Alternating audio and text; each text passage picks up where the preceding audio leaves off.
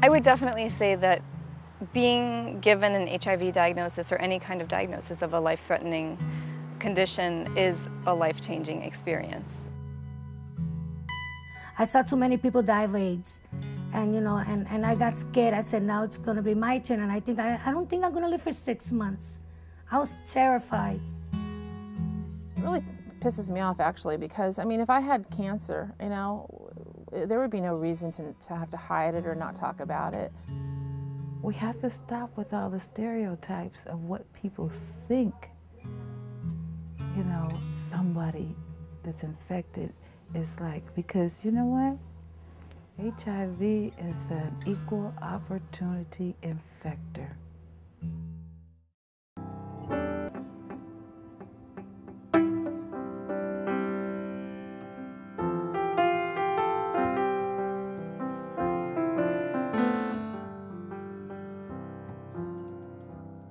One of the things that was hard for me to accept in that first round of sort of like feelings and emotion was this feeling that I wasn't in control of my own destiny, and that there was something bigger than me, and there was something actually operating in my body that I didn't have control over, and it was really humbling.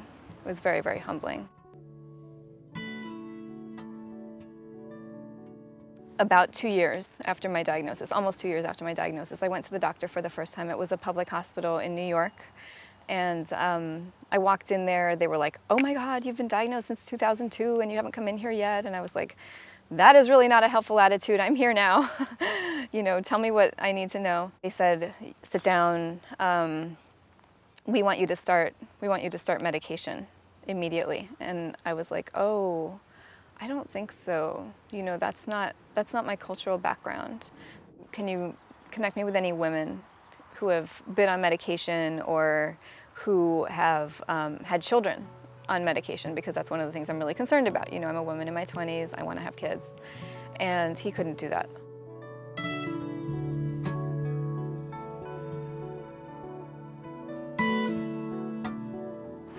A while later, I moved to Oakland. And one of the reasons I moved to Oakland was to be closer to my sister. But another reason was that I had found this organization on the internet, and it was called World, Women Organized to Respond to Life-Threatening Disease. And it was a women and HIV organization. It was one of the only ones like that I had found. And I was like, oh, cool, there's a lot of resources for women here. And I also knew that it was a really good place in terms of complementary care and alternative treatments and acupuncture and herbs and things like that being available to people living with HIV.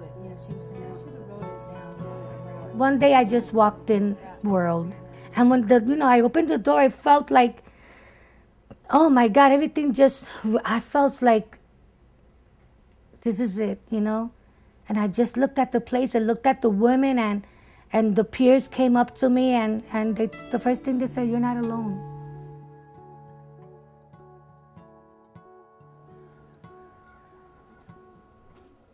I met this gentleman, and he was handsome, and he was African, and he had this beautiful regalness about him. And he was finishing up his master's degree, MBA, and part-time he worked as a assistant professor. He asked me about marrying him, and we talked about it. And I said yes, and after about, I think it's 6 or 7 months, he said he had something that he needed to tell me. And I could tell he was really nervous. And I was like, well, baby, you don't have to be nervous with me. Just tell me whatever it is, we can work it out. And of course, I'm thinking like, he's getting deported or something like that, I'm like, oh God, what could this be? And he says, you're gonna hate me. And I said, no, I would never hate you. What is it? And he told me, I've been infected. I'm HIV positive. I said, wow, okay. When did you find this out? And he kind of hesitated, and he says, I've been positive for 12 years. I mean, my brain cells were just flabbergasted. I couldn't believe it. I was like, wait a minute, hold on, 12 years. You said 12 years. 12 years, right? I was in total denial. No, no, no. He's going to tell me it was a practical joke. And I could just see it in his face. It wasn't. It was for real.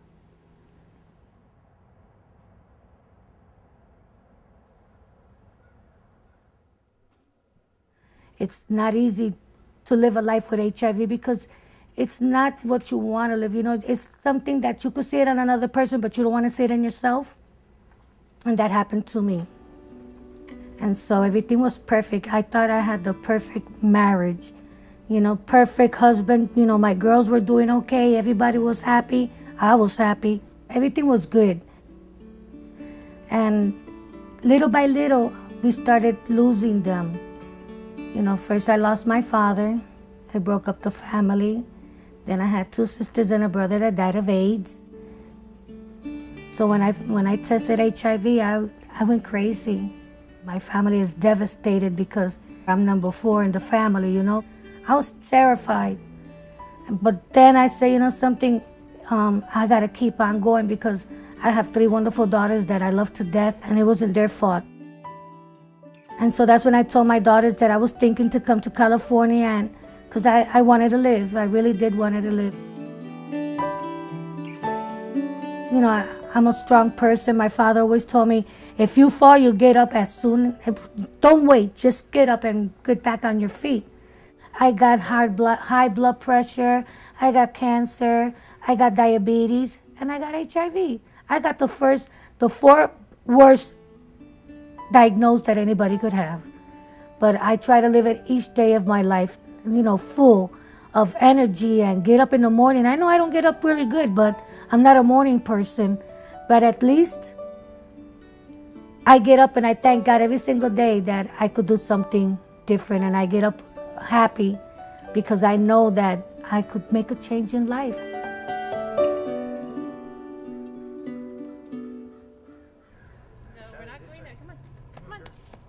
My main source of support is my husband. He isn't afraid for me to talk about it. He's not afraid of what people will think. We live a very, very, very, very normal life, and a lot of that's due to him because he doesn't let this disease define our marriage or define our life. And what else do we need? I had seen, I can't even tell you how many different doctors over the course of 7 years, and with no definitive answers. So when I finally went to see this infectious disease specialist, and he said to me, you know, the one test that I was hoping wouldn't come back positive did, you know, you're HIV positive. It was a shock that it's hard to explain unless you actually go through it. You just feel like the wind's been knocked out of you and your whole life has been turned upside down, and in that 1 second, everything that you had thought of and dreamed of and hoped for just changed. And you start a whole different life in that moment. I did not share my diagnosis with a lot of people and didn't come out with it for 10 years because I was just fearful that people would be fearful of me. But then I realized that I was feeding into the stigma that goes along with this disease that I hated the most by not talking about it. My mom's not someone who likes to talk about negative things or upsetting things. She thinks if you don't talk about it, it'll go away, you know, or let's just talk about it when we have to.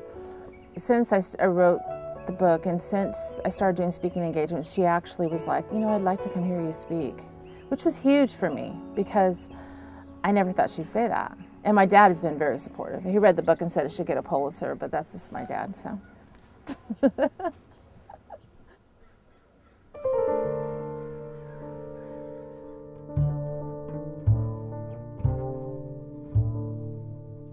I took a picture using body paint with stigma across my forehead and HIV across my chest and shame on my arm because When you're first diagnosed, those are the things that I deal with. Those are part of my struggle. This is what I deal with every day.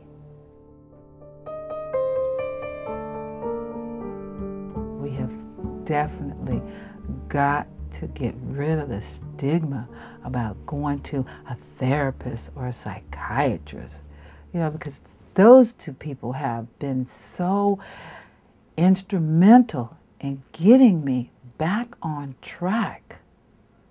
I go in, I sit down, and I just let it out. Why is it in the Black community that we have this thing about, I'm not gonna let them get inside my head? You need somebody to get in there and sweep up and get them cobwebs out of there,